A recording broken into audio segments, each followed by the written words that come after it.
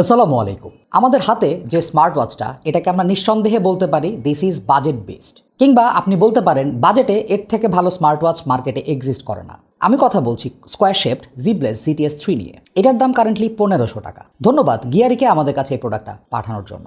আমার মনে হয় আপনার যদি খুবই কম বাজেটে একটা স্মার্ট ওয়াচ প্ল্যান করে থাকেন সেক্ষেত্রে ইউ শুড গেট দিস। কেন কিনবেন আর কোন কোন জিনিসগুলো মাথায় রাখতে হবে সে বিষয়ে আমাদের পুরো ভিডিওতে আলোচনা থাকবে। আপনারা দেখছেন ড্রয়েড হেড এবং আপনাদের সাথে আছি আমি হৃদয়। গিয়ারি থেকে আপনারা এই স্মার্ট ওয়াচটা 1500 টাকায় পারচেস করতে পারেন। তাছাড়া গিয়ারির ওয়েবসাইট, ফেসবুক পেজ এবং তাদের মোতালেব প্লাজার শোরুম থেকে আরও অনেক গ্যাজেটস এবং মোবাইল রিলেটেড অ্যাক্সেসরি সুলভ মূল্যে পারচেস করতে পারবেন। এই ভিডিওটাতে প্রোজ অ্যান্ড কনস বলার জন্য আমরা কোনো রকম কম্পেনসেশন রিসিভ করিনি।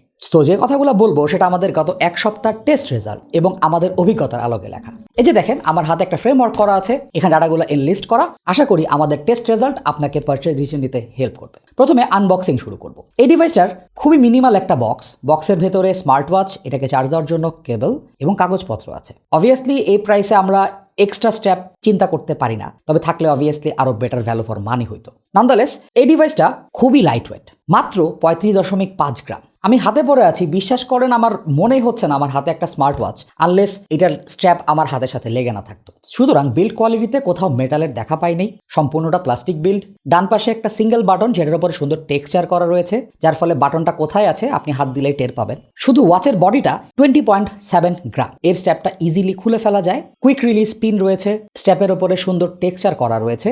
স্ট্র্যাপের কোয়ালিটি মোটামুটি, এই প্রাইস আমি কমপ্লেন করছি না, বাট এটা যদি 2500 বা 3000 টাকার ঘড়ির সাথে আসতো আমি অবভিয়াসলি কমপ্লেন করতাম। তবে সিলিকনের সফটনেস, হাতে পড়লে কমফোর্ট আমি ঠিকঠাক পেয়েছি। সাইডে যে টেক্সচার বাটনটা এটা মেটাল অ্যালয় দিয়ে তৈরি, আদারওয়াইজ এই ঘড়িটাতে কোনো মেটালের দেখা পাবেন না। উপরের দিকে হালকা কার্ভ একটা গ্লাসের প্রোটেকশন রয়েছে, নিচের দিকে প্রয়োজনীয় সব সেন্সর রয়েছে। ডিভাইসটার বাম পাশে স্পিকার এবং ডান পাশে বাটনের ঠিক উপরে মাইক্রোফোন রয়েছে। এটাতে IP68 রেটিং রয়েছে, সো আপনি হাত ধুতে পারবেন, জিম করতে পারবেন, বৃষ্টিতে ভিজতেও পারবেন, তবে এটা পরে সুইমিং করা যাবে না। ব্লুটুথ 5.2 দিয়ে ফোনের সাথে কানেক্টেড হবে। আর এখানে বেশ বড়, খুবই কম ব্যাজেলের একটা IPS ডিসপ্লে রয়েছে, 2.03 ইঞ্চ। এই ডিসপ্লেটার শার্পনেস আমার কাছে 100 লেগেছে, প্লাস কালারটাও খুবই চমৎকার। অ্যামোলেডের যে ক্রাস্ট ব্ল্যাক সেরকম কিছু পাচ্ছি না, তবে এটার কিন্তু ব্যাকলিড ব্লিড খুব বেশি করে না। সেক্ষেত্রে কালো ওয়াচ ফেসগুলো ইউজ করলে আপনার খুব একটা আনকমফোর্টেবল লাগবে না। তাছাড়া এর animation, navigation and response type একদম 30 হার্টজ না হলেও it was consistent. So budget smart watch হিসেবে যে প্রবলেমগুলো থাকার কথা, লাইক অ্যানিমেশন স্টার্টার করে, একটা পেজ থেকে আরেকটা পেজে যাওয়া যায় না, স্লো হয়ে যায়, হ্যাং হয়, সেরকম কোনো ঝামেলা পাই নাই। মোরওভার এটা ঘরের বাইরেও সুন্দর ব্রাইটনেস প্রোভাইড করতে পেরেছে, সো আউটডোর ভিজিবিলিটিও ভালো। ঘড়িটার PPI ডেন্সিটি 300 নিচে 160। এই নাম্বারটা অনেকের কাছে অ্যালার্মিং লাগলেও আমরা যখন এর ছোটখাটো টেক্সটগুলো দেখেছি কোনো জায়গাতে পিক্সেল আমাদের চোখে পড়ে নাই। তাছাড়া এই ঘড়ির সৌন্দর্য বর্ধনের জন্য চমৎকার কিছু ওয়াচ ফেস রয়েছে। দাফিট অ্যাপের ভেতর থেকে আরো অনেক ওয়াচ ফেস এখানে সিঙ্ক করা যায়। Watch face syncing damn fast, 4 থেকে 5 সেকেন্ড সময় লাগে। তাছাড়া এখানে কাস্টমাইজ ওয়াচ ফেস ইউজ করার সুযোগ আছে। অ্যামোলেড ডিসপ্লে না, সো এখানে অলওয়েজ অন সাপোর্ট থাকছে না, তবে এর রেইজ টু ওয়েক ফিচারটা চমৎকার। বাজেট হিসেবে এখানে যে কম্প্রোমাইজ করবে Zeblaze এরকম কিছু করে নাই। এই যে আমি এখন পরে আছি, হাত উঠালেই এটা ডিসপ্লে অটোমেটিক শো করে, মাঝে মাঝে হাত নড়াচড়া করলে ডিসপ্লে ব্রাইট আপ হয়ে যায়। বাট ফোনের সাথে কানেক্টিভিটি আমি সলিড পেয়েছি। দাফিট অ্যাপের মাধ্যমে আমরা এটা কানেক্ট করতে পেরেছি ফোনের সাথে। এই অ্যাপটার UI সুন্দর এবং মিনিমাল, ভেতরে মোটামুটি সব রকম ফাংশন রয়েছে। 12 hour 24 hour time setting, serially reminder এবং অন্যান্য সেটিং সবকিছুই এখানে আমরা অ্যাভেলেবল পেয়েছি। তাছাড়া watch face syncing, customise watch face add করা ইত্যাদি সবকিছুই দাফিট অ্যাপের ভেতরে ঠিকঠাক মতোই আছে। ডিভাইসটা কলিং সাপোর্ট করে, এরকম না যে খুবই চমৎকার কলিং ব্যাকআপ, আপনি ঘরের বাইরে ইজিলি কথা বলতে পারবেন, আবার এমনও না যে একদম পটেটো টাইপের জিনিস। সো আপনি মোটামুটি ইনডোর এটাকে কাজ চালাইতে পারবেন। আউটডোরে একটু কথা শুনতে কষ্ট হয় বিকজ এর স্পিকার অতটা লাউড না। ইয়েট আপনারা আমাদের কল ডেমনস্ট্রেশন থেকে এই ব্যাপারে একটা সম্পূর্ণ আইডিয়া পেয়ে যাবেন। আমরা Zeblaze GTS 3 এ কল রেকর্ড করছি। কলে আমার সাথে আরিয়ান আছে। Aryan, say hi to Droid head. Hello. এই স্মার্ট ওয়াচের মাইক্রোফোন কোয়ালিটি কিন্তু আসলেই ভালো ফোন কলের ক্ষেত্রে।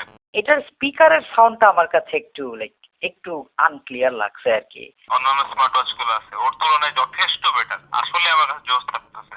আরিয়ান, এভাবে বললে কিন্তু লোকজন আমাদের ওপর থেকে ট্রাস্ট হারায় ফেলবে, কারণ লোকজন বলবে আমরা যেটাই রিভিউ করি সেটাকেই যথেষ্ট ভালো, অনেক ভালো বলি।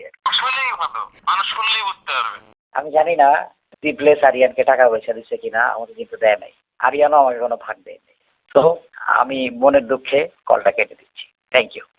আর ফোনের নোটিফিকেশন সবগুলো এখানে চলে আসে। সো আপনি মোটামুটি সব অ্যাপের নোটিফিকেশন এখানে দেখতে পাবেন। এটার ভাইব্রেশন মোটরটাও ফর দ্য প্রাইস আমার কাছে কমপ্লেন করার জায়গা রাখে নাই। তবে আনফরচুনেটলি এখানে বাংলা সাপোর্ট থাকছে না, বাংলা টেক্সট আসলে বক্স হয়ে থাকে, এই ব্যাপারটা মাথায় রাখতে হবে। ডিভাইসটাতে 280 মিলিঅ্যাম্পের ব্যাটারি ইউজ করা হয়েছে। চার্জিং টাইম আমরা 1.5 ঘন্টা পেয়েছি। আমাদের ইউজ কেসে এটা কলিং ফিচারটা অন রাখলে 2 থেকে আড়াই দিন ব্যাটারি ব্যাকআপ দিয়েছে। তবে আপনি যদি টিপিক্যাল ইউজ করেন সেক্ষেত্রে হয়তো 1 সপ্তাহের কাছাকাছি কিংবা 6 দিন ব্যাটারি ব্যাকআপ পাইতে পারেন। আর আপনি যদি এটা ব্যাটারি সেভার মোডে ফোনের সাথে কানেক্টেড না রেখে ইউজ করেন সেক্ষেত্রে হয়তো 15 দিনের কাছাকাছি ব্যাটারি ব্যাকআপ পাবেন। বাকি থাকে সেন্সর। 1500 টাকার স্মার্ট ওয়াচ হিসাবে সেন্সর নিয়ে আমার তেমন কোনো এক্সপেকটেশন ছিল না।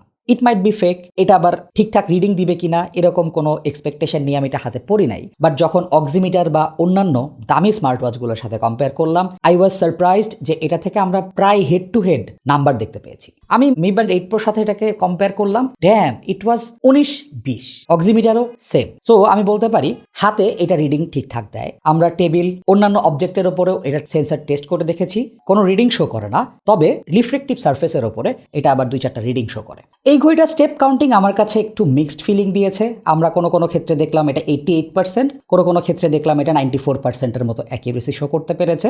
সো এটার একটু বেটার হওয়ার সুযোগ ছিল। তাছাড়া এখানে বেশ কিছু স্পোর্টস মোড আপনি পেয়ে যাবেন, যেটা ক্যালোরি, হার্ট রেট ইত্যাদি জিনিসপত্র সমন্বয়ে আপনাকে একটা ডাটা প্রোভাইড করবে। স্লিপ ট্র্যাকিং আছে আর ফিমেল হেলথ সাইকেল ট্র্যাকিং রয়েছে। তাছাড়া এই ডিভাইসটাতে আবার ভয়েস অ্যাসিস্ট্যান্ট রয়েছে। মাঝে মাঝে আপনার কথা ঠিকঠাক ডিটেক্ট করতে পারে, মাঝে মাঝে আবার পারে না। আমার এই ব্রিফ ইউজ কেসে আমার কাছে মনে হয়েছে এটাতে যদি বাংলা সাপোর্টটা থাকতো আর এটা স্টেপ কাউন্টিংটা যদি আরেকটু বেটার হতো তাহলে এটা নিয়ে লিটারেলি কোনো কমপ্লেন করার জায়গা থাকতো না। নান্দালেস 5,000-6,000 টাকার অনেক ঘড়িতেও আসলে বাংলা সাপোর্ট থাকে না, সেক্ষেত্রে এটাকে আসলে ছোট করে দেখার তেমন কোনো সুযোগ নাই। 1500 টাকায় এর থেকে বেটার স্মার্ট ওয়াচ পাওয়া আই থিঙ্ক এই মুহূর্তে বাজারে ইম্পসিবল। বাকি কথাবার্তা আপনার বুঝে নিতে হবে। আমরা এই প্রাইসে কলমি C71, রিভারসং মোটিভ 6 Pro এগুলোকে রিভিউ করেছি, 2000 টাকার নিচেই ছিল। আমার মনে হয় Zeblaze GTS 3 এটা better value for money than those two. বাকি জিনিসপত্র আপনার উপরে, এটা ডিজাইন কি আপনার পছন্দ হয়েছে কিনা আর আপনি স্কোয়ার শেপের স্মার্ট ওয়াচ পার্সোনাল লাইফে পছন্দ করেন কিনা। আমাদের অপিনিয়ন আশা করি আপনাকে একটা পারচেজ ডিসিশন নিতে হেল্প করবে। দেখা হবে নতুন কোনো ভিডিওতে। সে পর্যন্ত সবাই ভালো থাকুন, সুস্থ থাকুন। আসসালামু আলাইকুম।